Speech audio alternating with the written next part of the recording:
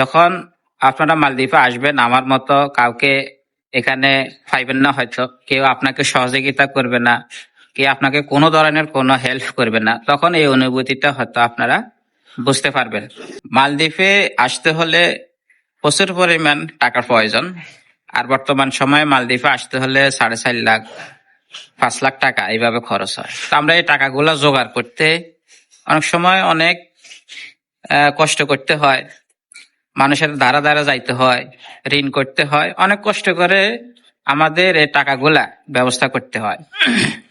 আর যখন ফাইনালি এই টাকাগুলা ব্যবস্থা করে মালদ্বীপে চলে আসি, আর মালদ্বীপে আসার পরে যখন দেখি কোনো লোকের কাছ থেকে কোনো ধরনের সাহায্য পাওয়া যায় না, কোনো ধরনের হেল্প পাওয়া যায় না, কোনো ধরনের কোনো ব্যবস্থা কেউ করে না, যখন এই পরিস্থিতির মাঝে পড়ি বা এগুলা যখন নিজের দেখতে পাই, তখন আসলে কষ্টটা আরো বেড়ে যায়। যে কষ্টটা হয়েছিল টাকা জোগাড় করতে, এখানে আসার পরে যখন এই পরিস্থিতির শিকার হই, তখন এই কষ্টটা আরো দ্বিগুণ বেড়ে যায়। আসলে হয়তো আমি আপনাদেরকে বুঝাইতে পারবো না।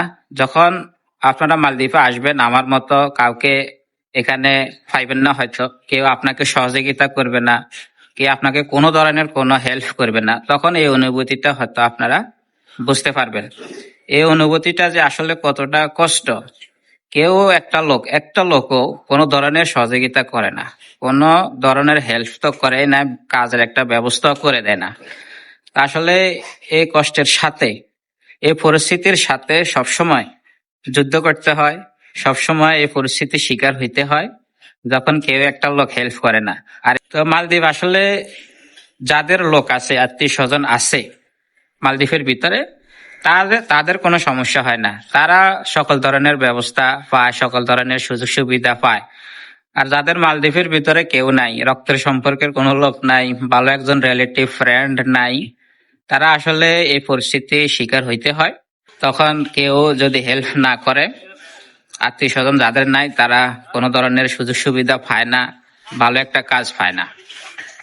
তো যখন আপনারা আমার মতো মালদ্বীপে আসবেন, আমার মতো কাউকে পাইবেন না, আমার মতো কোনো আত্মীয় স্বজন মালদ্বীপের ভিতরে নাই, যদি এই ধরনের লোক আপনারা মালদ্বীপে চলে আসেন, তখন এই অনুভূতিটা আপনারা বুঝতে পারবেন। আশা করি সবাই বুঝতে পারছেন। ভালো থাকবেন সবাই, ধন্যবাদ।